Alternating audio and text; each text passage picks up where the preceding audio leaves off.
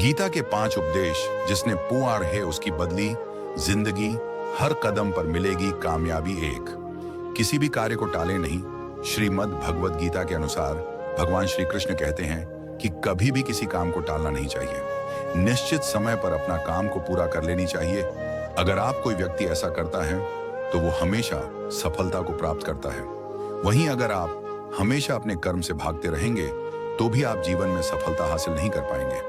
गीता में कहा गया है कि यदि व्यक्ति का कर्म सही दिशा में हो तो वह बड़ी से बड़ी मुश्किल का सामना भी आसानी से कर लेता है और कभी उसे असफलता का सामना नहीं करना पर डीडीएचता है। दूसरा, खुद पर नियंत्रण है। बेहद जरूरी। डर लगने में कोई बुराई नहीं है, लेकिन उस डर को कभी भी खुद पर हावी न होने दें। खुद पर काबू रखकर ही सफलता को पाना संभव है।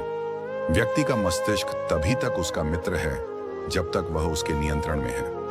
जब आपका दिमाग आपके नियंत्रण से बाहर हो जाता है तो वही उसका सबसे बड़ा शत्रु भी बन जाता है। इसीलिए जब तक आप सही हैं और जीवन में कोई गलती नहीं करते हैं तो आप किसी से बिल्कुल भी न डरें। 3, अपने मन पर नियंत्रण रखें। श्री कृष्ण कहते हैं कि कई बार हमारा मन ही हमारे दुखों का कारण बन जाता है।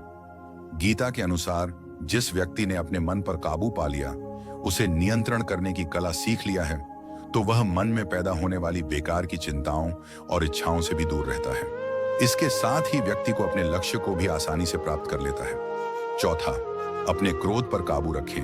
कहा जाता है मनुष्य का पतन का मुख्य कारण क्रोध ही होता है। क्रोध में कोई भी व्यक्ति खुद पर नियंत्रण खो बैठता है और आवेश में आकर गलत कार्य भी कर देता है। कभी कभी गुस्से में व्यक्ति खुद का अहित कर बैठता है। इसलिए क्रोध को खुद पर हावी नहीं होने देना चाहिए। गीता में श्री कृष्ण ने बताया है कि यदि गुस्सा आए तो स्वयं को शांत रखने का प्रयास करें। 5वां, फल की इच्छा छोड़ कर्म पर ध्यान देना चाहिए।